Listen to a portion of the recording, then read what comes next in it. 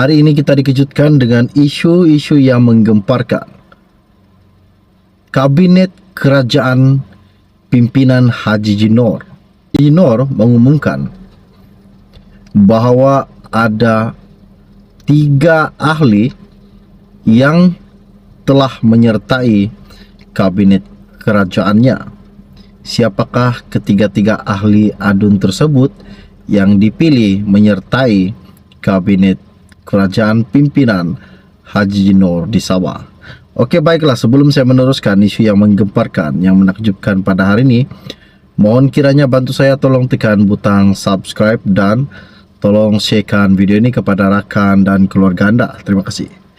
Okey, baiklah, hari ini isu yang menggemparkan saya dapat lebih kurang 30 minit yang lepas. Saya ambil daripada Malaysia Kini. Ianya berkata, 2 wakil Pakatan Harapan dilantik membantu menteri baharu dalam kabinet Sabah di bawah pimpinan Haji Jinor. Dan izinkan saya untuk membaca artikel ini. 2 ahli Dewan Undangan Negeri ADUN daripada komponen Pakatan Harapan iaitu DAP dan PKR adalah di antara 3 pembantu menteri yang baharu dilantik menyertai kabinet Sabah hari ini. Mereka yang mengangkat sumpah jawatan masing-masing di hadapan Yang di-Pertua Negeri Tun Johar Mahiruddin di Istana Seri Kinabalu hari ini ialah Adun Inanam dan Adun Likas. Dan seorang lagi ialah Lumadan Datuk Roslan, iaitu mewakili gabungan GRS dan PBS. Roslan dilantik sebagai pembantu menteri kepada Ketua Menteri, manakala Pito dan Lee Fat masing-masing dilantik sebagai pembantu Menteri Pertanian dan Perikanan serta pembantu Menteri Kewangan Negeri.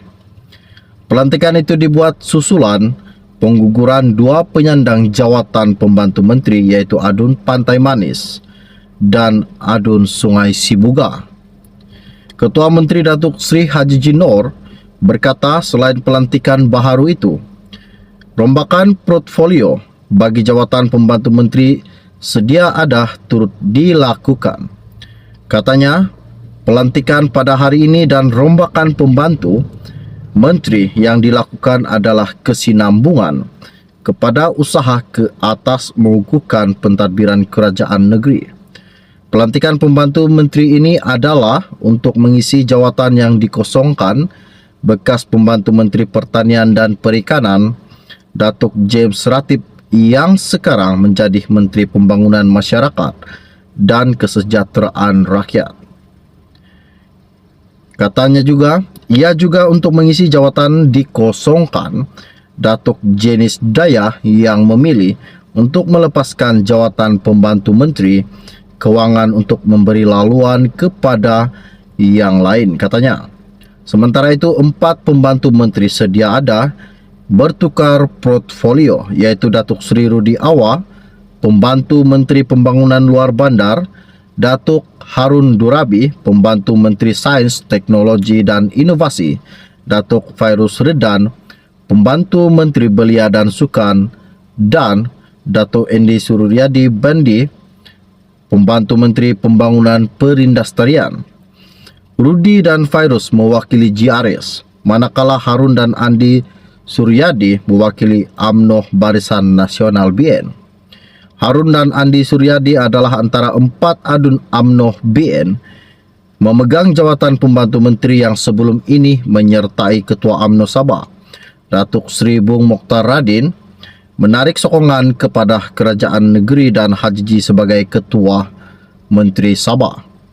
Haji juga berkata, beliau menekankan kepentingan untuk kerajaan negeri pimpinannya berfungsi sebagai sebuah pasukan yang berkongsi aspirasi sama, yang dibina atas dasar saling mempercayai dan menghormati.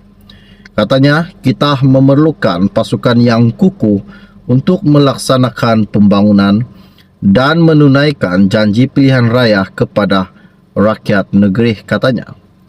Awal bulan ini, Haji berdepan cubaan menggugurkan kedudukannya sebagai ketua menteri yang dibuat UMNO dan Parti Warisan, namun gagal berikutan sokongan majoriti, masih diterima Hajiji untuk meminta kerajaan negeri termasuk daripada 7 adun Pakatan Harapan dan 5 adun UMNO yang tidak bersetuju dengan tindakan Bung Mokhtar mahu bertukar kerajaan negeri.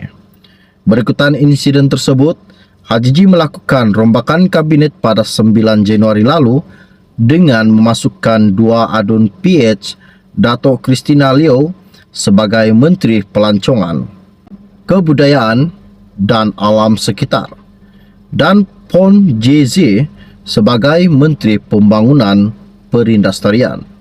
Selain itu juga Adun Tanjung Keramat Datuk Irisha Helmi Yahya dilantik sebagai Timbalan Ketua Menteri dan Menteri Kerja Raya, menggantikan kedudukan Bung Mokhtar dan Datuk James Ratib sebagai Menteri Pembangunan Perindustrian Negeri.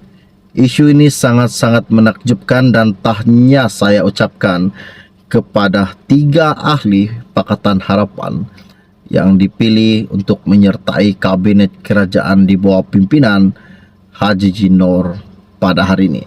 Oke, baiklah, sebelum Anda meninggalkan channel ini, jangan lupa bantu saya, tolong tekan butang subscribe dan tolong sharekan juga video ini. Dan kita akan berjumpa lagi. Salam jumpa dan salam kenal. Bye-bye. Mahathir berkata, sumber dana parti perlu dipersoal dan disiasat dilakukan jika calon atau parti berbelanja mewah. Beliau juga menggesahkan supaya had dikenakan terhadap perbelanjaan parti politik ketika pilihan raya bagi mengekang amalan rasuah, katanya Dr. Mahathir. Isu ini sangat menakjubkan pada hari ini. Namun apa yang dikatakan Fadila Yusof, hari ini Fadila Yusof menggegarkan para semua menteri-menteri yang ingin menjatuhkan kerajaannya dan yang telah mengatakan bahawa keputusan PRU 15 itu adalah mainan rasuah dan mainan duit haram. Dan sebelum ini juga kita telah tahu dan nyata bahawa Hadi telah memberikan satu sumbangan kepada rakyat Malaysia. Dan apa yang dikatakan Zahid, kalau PAS yang memberikan itu adalah satu sumbangan, dan jika UMNO yang memberikan itu adalah rasuah. Hari ini kita dikejutkan dengan isu yang menggemparkan di mana